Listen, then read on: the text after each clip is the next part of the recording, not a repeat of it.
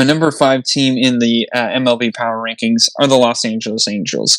I've actually been very impressed. Now, the reason I picked them, if you look at their schedule, they went against the Houston Astros, the Miami Marlins, then they played the Texas Rangers, then they played the Houston Astros again, and now they're playing the Baltimore Orioles. Now, I put the Angels there because they had faced the Astros 7 times. They won 3 games against Houston out of the 7, but the last 2 games they won, and they won pretty handsomely. They won Tuesday the 19th 7-2, and then the 20th 6-0. So outscoring them, 13-2. So the Angels, I felt like had a lot of good momentum. I don't think their strength of schedule is there. I think the Miami Marlins are an okay team. I think they have a decent team. They have a really good starting rotation, and their lineup is good, as I said, at the very top. But in the middle down, they're not as skilled as other teams. And then the Texas Rangers, you got Corey Seager there, you got Marcus Semien on there as well. Those are pretty good players. So, are the Rangers great? I wouldn't say they're great, but I do think they have an okay team. Their rotation and bullpen are not the best. But, of course, that's with any team. You're always going to have struggles on your team. And I was really giving it to the Angels because I thought they were going to go into that Baltimore Orioles series and really sweep them. Well, I was wrong. They lost the first 2 games against the Orioles 3-5 and then 4-5. So they're being outscored 7-10 by the Orioles, who they have a good lineup, but that's about it. And the Orioles are not that great of a team. They came in only having 2 wins on the season going into this series. So I had the Angels at that time, but they're probably going to be out of my top 5 next week for sure. But listen, I do want to give credit where credit's due. The Astros team is a good team. Their record may not show it, but the Astros have had a rough schedule to start off. So, I'm giving them definitely the benefit of the doubt. I think their lineup is still really good. They just got rid of Carlos Correa. They got rid of George Springer a couple of years ago, and they've been thriving still. The new shortstop Pena, that's replacing Correa, he looks pretty decent. So that's why I wanted to give the Angels, because even though they had only won, 3 of the 7 games, I think it was very impressive that they won the last 2 games pretty handsomely. Surprise player for me has been Noah Syndergaard. He's a guy that, especially in fantasy baseball, I kind of wanted to pick up. I knew he was going to get injured at some point this year, but he's been pitching. When he is pitching, he is not to just be like, oh, it's just Noah Syndergaard. No, Noah Syndergaard had the stuff of an ace, but it just so happened that when he was on the Mets, he also had Jacob deGrom, who's a phenomenal pitcher, a Cy Young pitcher, and Noah Syndergaard could have been that guy too, but again, he had struggled with injuries. Obviously, Mike Trout, especially today against the Orioles, he actually hit 2 home runs. So, Mike Trout is starting to get back on the swing of things. Shohei Ohtani has done fine, but it's really the rest of the team that is a little interesting. Like the rotation that they have, the bullpen, it's not great. Ohtani and Trout, and I would put Rendon in there, are great players. But after that, you really have kind of guys who don't really put the ball in play as much. So if you're the Angels, you should be better. I hope they get better. I hope they win tomorrow. And then they're going to be facing Cleveland. So we'll see how that goes. But yeah, it's not looking good for the Angels. But when I did make this, I was very impressed with the way they were beating the Astros. And that was really why I put them at 5. Number 4 is going to be the Colorado Rockies. Now, the Colorado Rockies, you say, they haven't been playing great teams. I would say that's fair. They started off with the Dodgers, though, and they won that series. Now, it was in Colorado, and when you talk about the Rockies, and you talk about Coors Field, and Coors Field is definitely something that is an advantage for hitters. Starting a series off with the Dodgers, that can go either way, because the Dodgers, are they going to throw out their best stuff right away? They're probably not, because they're going to want to save their team for the playoffs. So I think they were just trying a few things, but the Rockies definitely are hitting really well. Like I said, they won the series against the Dodgers. They swept the Rangers in a 2-game series. They tied a series against the Cubs, and they actually just won the series against the Phillies, who I think is a really good team as well. So not only are they doing it with their hitting, but their pitching has been a little bit good. I'm actually very impressed with this Rockies team, and currently in the NL West, they are third, only a half game behind the second place San Francisco Giants, and then the Dodgers are in first place, who are a half a game ahead of the Giants. So this is really interesting in the NL West, because a lot of people would have said San Diego is going to be by far either the second best or the third best team in the NL West. And right now they're good, but they're fourth, right behind Colorado. So it's a really tight race right now. Of course, we've only been not even a month of baseball so far. So, pump the brakes, Andrew, here a little bit. But the Rockies have been very impressive, especially losing Trevor Story.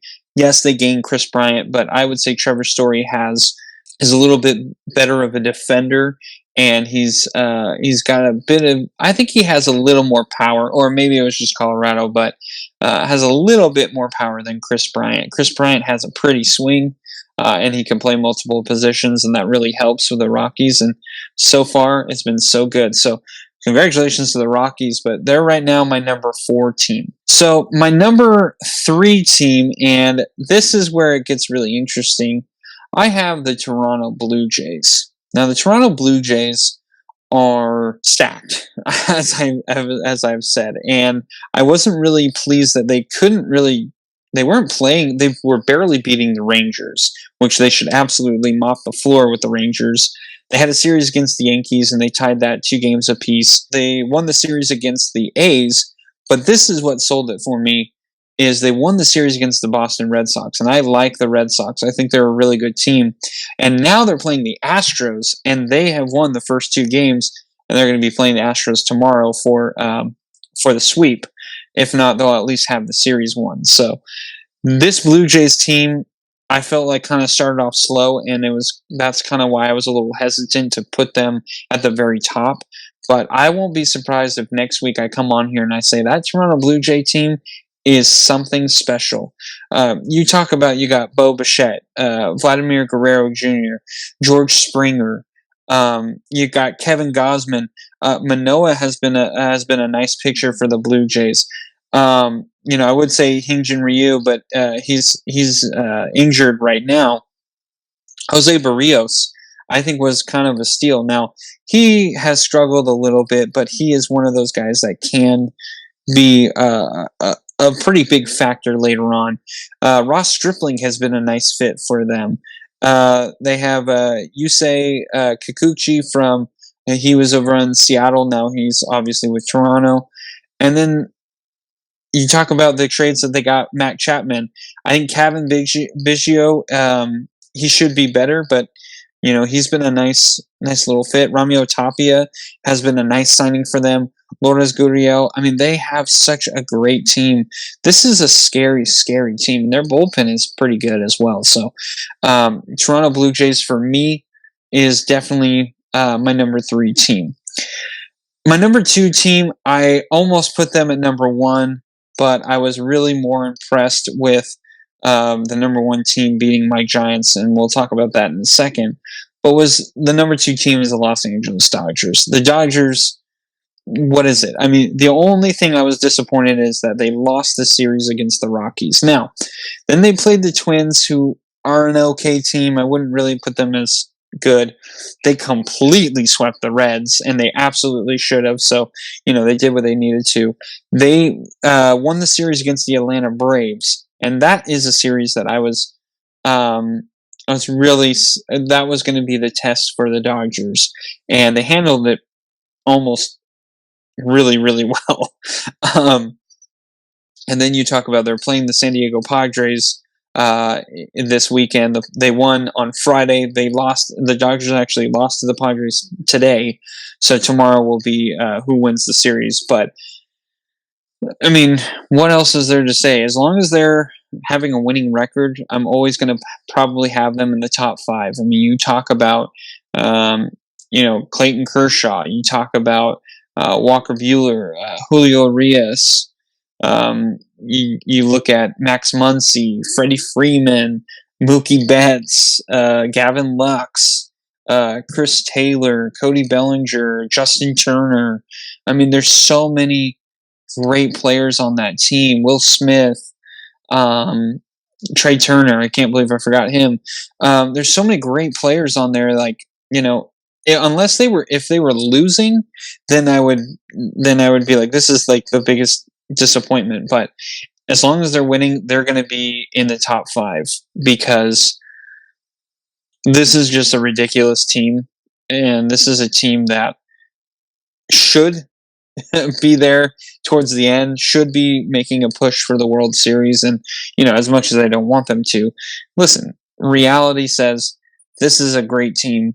It's theirs really to lose at this point. So we'll see what happens. But, man, the Dodgers are a scary team, man. Every time I see them, they're just putting up runs. Today they didn't. They only put up 2 runs. But most of the time they're just, it's not one of those like 3-2 games usually. It's more like 7-4 type games. They're just always putting up runs, and that's scary. Very scary. So my number 1 team this week is going to be the New York Mets. That's right. Listen, they swept they didn't sweep the Nationals. They won the series against the Nationals. They had a 4-game series, won 3 out of the 4. They played the Phillies, who they kind of, I don't want to say dominated, but for the most part, they really kind of did a great job. Then they played the Diamondbacks. I wouldn't say the Diamondbacks are that great. Then they played the Giants. And here's the thing.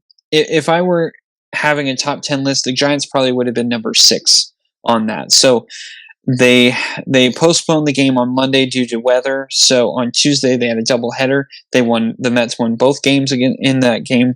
Then on Wednesday, they played the Giants again. They beat the Giants again. And then on Thursday, played the Giants, and the Giants won. And now they're back to playing Arizona in Arizona this time. And they won on Friday, lost today. So the series will be tomorrow. But listen, from what I saw from the Mets going against my San Francisco Giants, it was unfair. I mean, you talk about a rotation that should be talked about a lot more, and I'm talking about a rotation that doesn't have their ace yet, Jacob deGrom. We saw Chris Bassett, who was arguably the ace in Oakland, was traded to the Mets and is doing great things. Carlos Carrasco was a guy who was on the Guardians a couple of years ago, and he was a really good pitcher, but he struggled with injuries. Now he's on the Mets. We saw him against the Giants, and he dominated the Giants. He did a great job. Tyler McGill, he was actually the opening day starter because DeGrom was hurt, and I guess Scherzer didn't want to start. So they threw out McGill, and he's been great.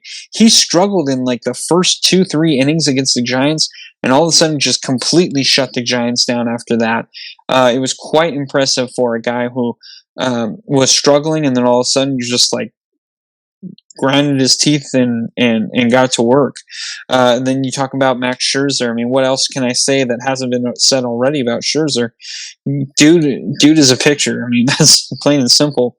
And here's the thing. Pete Alonso is their like power hitter. He hasn't done great, but they really haven't needed him to do a lot of things. I mean, Eduardo Escobar has been a nice player. Jeff McGill, the dude fouls pitches off left and right. J.D. Davis does the same exact thing. Francisco Lindor killed the Giants, and he was absolutely on fire. Travis Jankowski, he played a lot. I thought he was really good. Brandon Nimmo and that's another guy that just like cannot strike out for some reason.